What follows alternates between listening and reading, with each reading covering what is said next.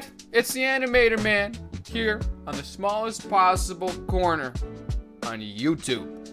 And in today's video, I want to talk about something that is very interesting to me as an animator, and you guys may take away something from this, wherever you are, however you're watching this video.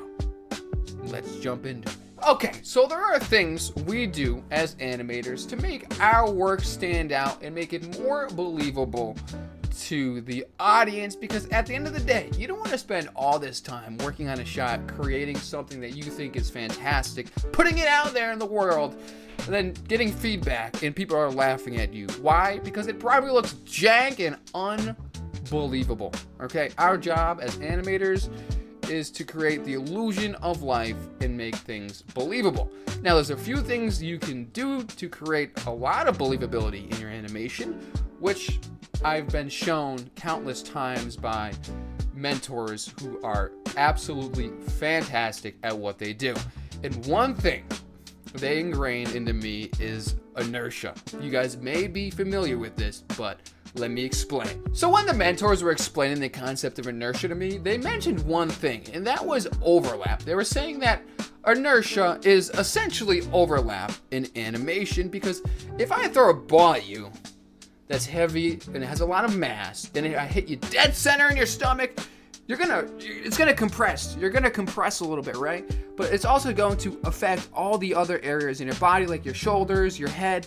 That is essentially overlap, but it's also inertia. What I found that works for me is having a basic understanding of the laws of physics will help your animations out in such a positive way and creates so much more believability in your character animations. Now, this doesn't have to be some wild Elon Musk equation to launch a rocket ship into space. This is just having an understanding of the laws of physics and what forces are being acted upon in your animation. Okay, let's backtrack to this ball assignment here, okay? Now, if I throw a giant mass at you, like a bowling ball, and you're like a giant, right? And then I throw it at you and it hits you, you're obviously not going to be affected because you're some heavy guy and you have a lot of mass, right? You might flinch a little bit, but it won't affect you as if I throw a bowling ball at you, right? And you're some Discord admin who's built like a blade of grass, okay?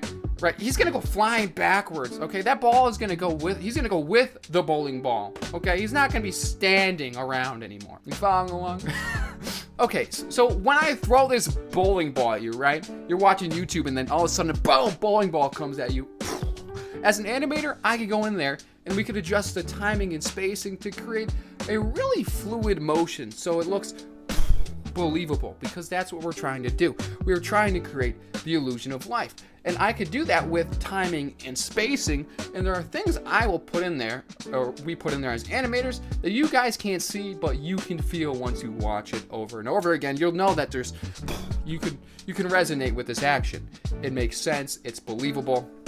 Now, there are a lot of different workflows you could do to go about this, but everyone has their own particular workflow, and believe me, that's a 45-minute video if I were to make one about workflows and animation. So as an animator, there's a lot to keep track of when we're building out a shot to keep it believable. I mean, sometimes we become blind to our own mistakes, like there's a foot slide in there, but we've been staring at the animation for so long, we don't even notice. So we have somebody else take a look at it, and then they'll be like, oh yeah, this is wrong. And then you'd be like, oh, duh!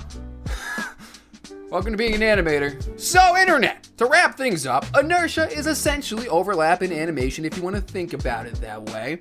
You want to keep track of what forces are affecting your character and how it's affecting each body part, whether it's the spine, hips, shoulder, the foot, the toe, the knee, the thigh, the list goes on and on. Just like if you join my Discord community, you can see all the work I put out there, or you could join me on twitch.tv, where I stream a lot of my animations live. You guys can come hang out. But with that being said, I'm signing off. I'll see you guys next time. Goodbye.